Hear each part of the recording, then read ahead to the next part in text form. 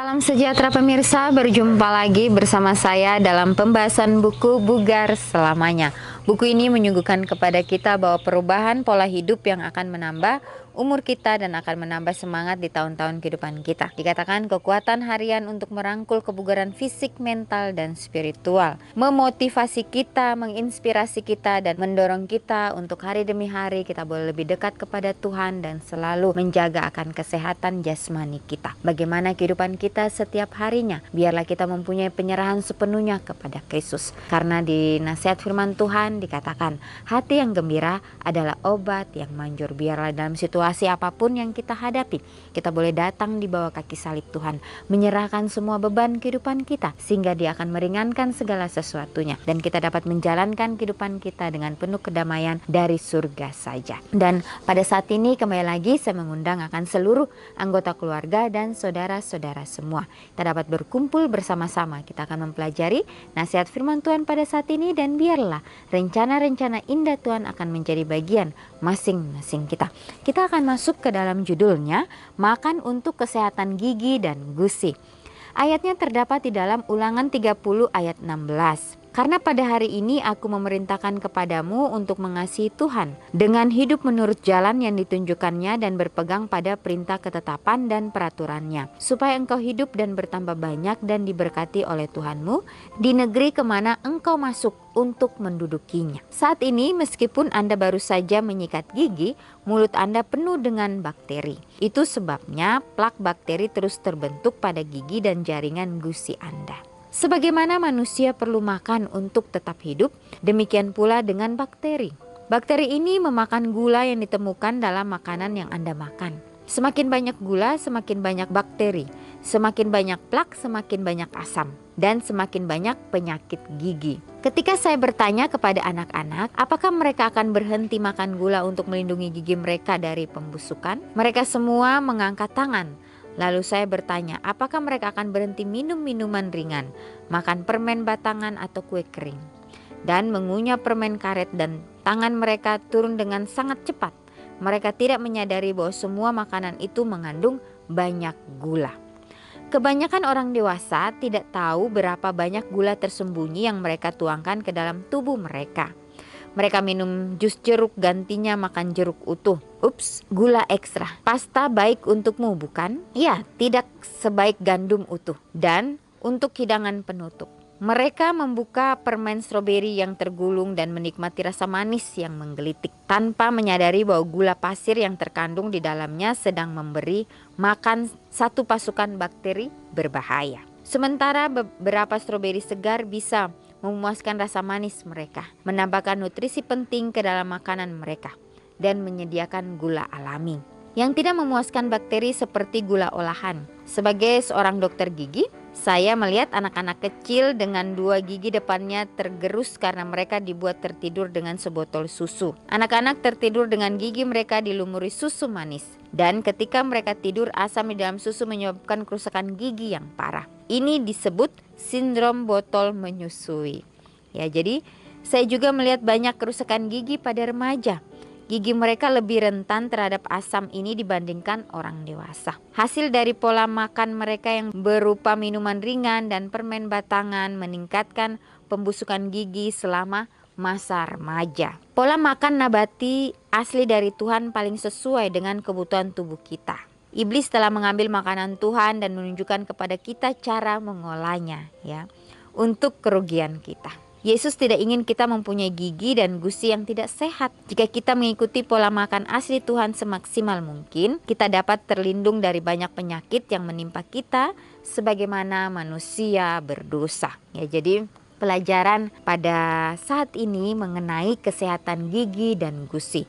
Betapa pentingnya kita menjaga kesehatan gigi dan gusi kita. Ya, dikatakan di sini banyak orang-orang yang tidak menyadari bahwa setiap makanan yang mereka makan itu mengandung gula yang berlebihan bagi tubuh mereka, dan itu akan merusak gigi dan gusi mereka. Ya, mungkin mereka belum terkena akibat dari apa yang mereka lakukan itu, tapi suatu saat nanti Akibat itu akan datang dan baru mereka menyadari atau tidak menyadari. Ini perlu kita pahami di dalam kehidupan kita setiap harinya. Ya, apapun yang kita makan, kita harus melihat apakah ini ya sesuai dengan apa yang kita butuhkan di dalam tubuh kita. Jangan juga berlebihan. Ya, kalau segala sesuatu yang kita makan atau yang kita konsumsi itu berlebihan di tubuh kita, maka itu akan ya melemahkan tubuh kita sendiri.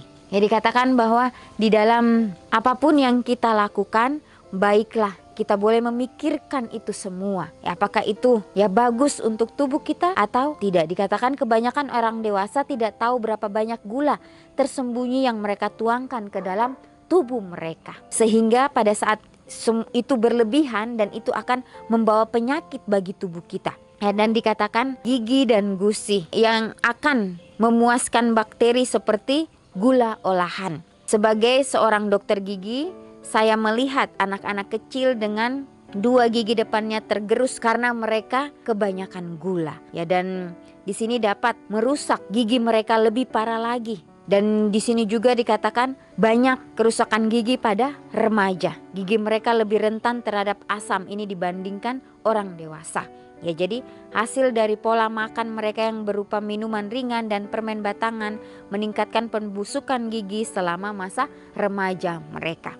Ya, sehingga sebelum mereka tua mereka sudah mendapati bahwa gigi mereka sudah berlubang. Ya, oleh karena mereka tidak menjaga gigi mereka sebelumnya. Ya, jadi di sini kita dinasihati supaya kita dapat mengikuti pola makan nabati asli dari Tuhan. Ya, paling sesuai dengan kebutuhan tubuh kita. Ya, kita juga berhati-hati bahwa si iblis telah mengambil makanan Tuhan dan menunjukkan kepada kita cara mengolahnya untuk kerugian kita.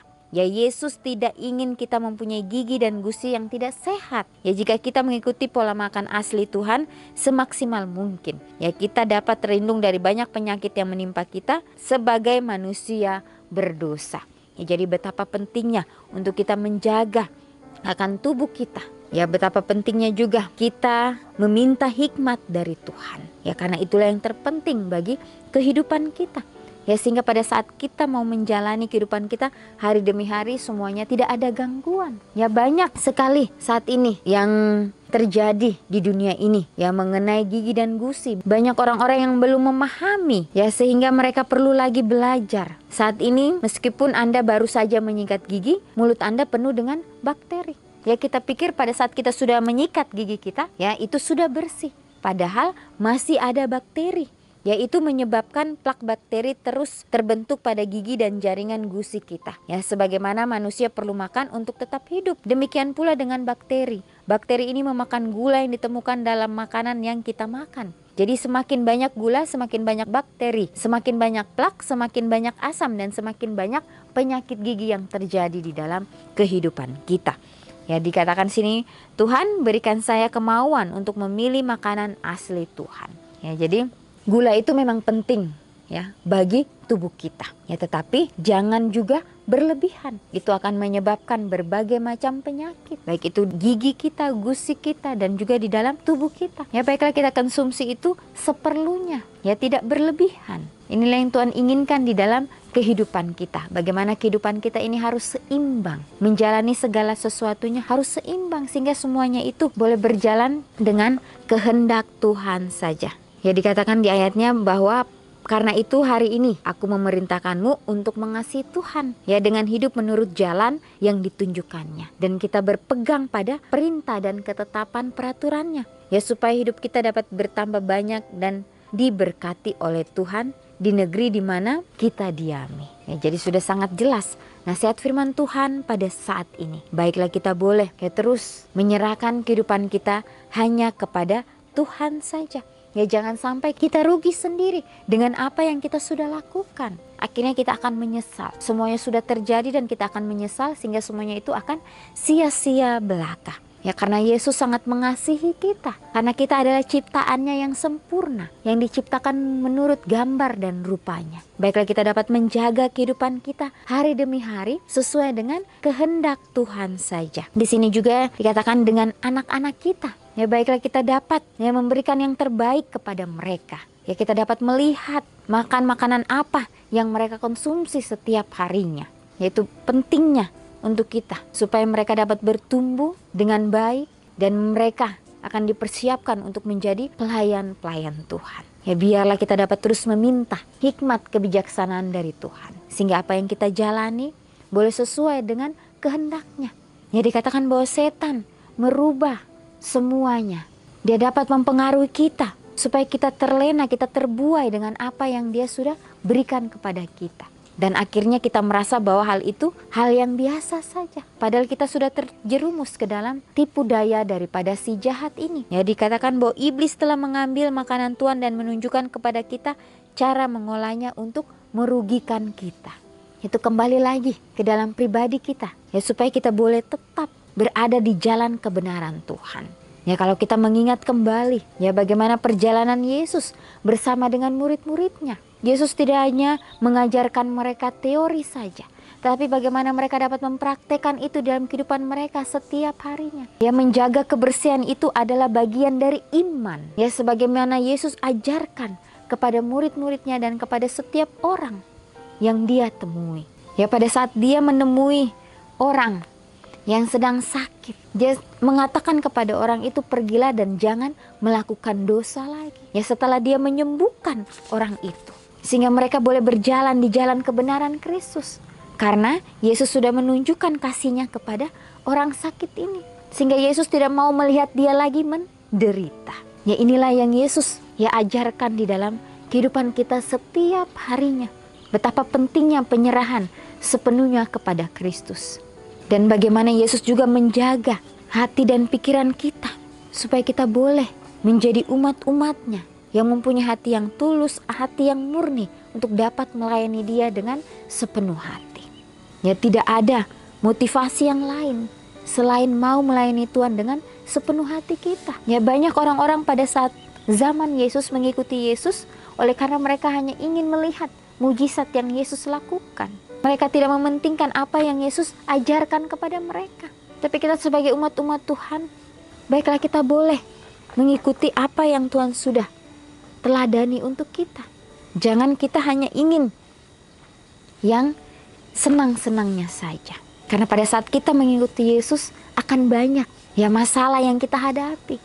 Dari masalah itulah kita dapat dimurnikan. Iman kita akan terus bertambah. Iman kita akan terus naik untuk dapat memperkuat kita supaya kita dapat bertahan di situasi apapun yang kita hadapi. Karena kita tahu pastinya Tuhan akan yang memberikan jalan yang terbaik bagi kita. Ya, inilah yang harus kita lakukan hari demi hari di dalam kehidupan kita masing-masing. Ya, jadi pelajaran yang sungguh indah pada saat ini. Biarlah kita mau menjaga akan kesehatan kita, khususnya gigi dan gusi kita. Sehingga pada saat kita melayani Tuhan dengan sepenuh hati, ya tidak ada gangguan di dalam kehidupan kita. Kita tahu pada saat kita menjaga semuanya itu, bahwa Tuhan akan selalu menyertai kita. Jangan sampai kita terjerumus oleh tipu daya daripada si jahat ini. Ya, biarlah setiap makanan yang kita makan itu akan membawa kehidupan kita, sehingga kita hari demi hari dapat mempunyai kehidupan yang lebih sehat lagi. Dan semuanya itu hanya untuk kepujian dan kemuliaan nama Tuhan saja. Ini yang menjadi satu renungan bagi kita. Biarlah dimanapun kita berada, kita boleh yang membawakan akan kabar keselamatan, boleh membawakan terang itu dimanapun kita berada. Kita akan berjumpa lagi di kesempatan yang berikutnya, dan Tuhan memberkati.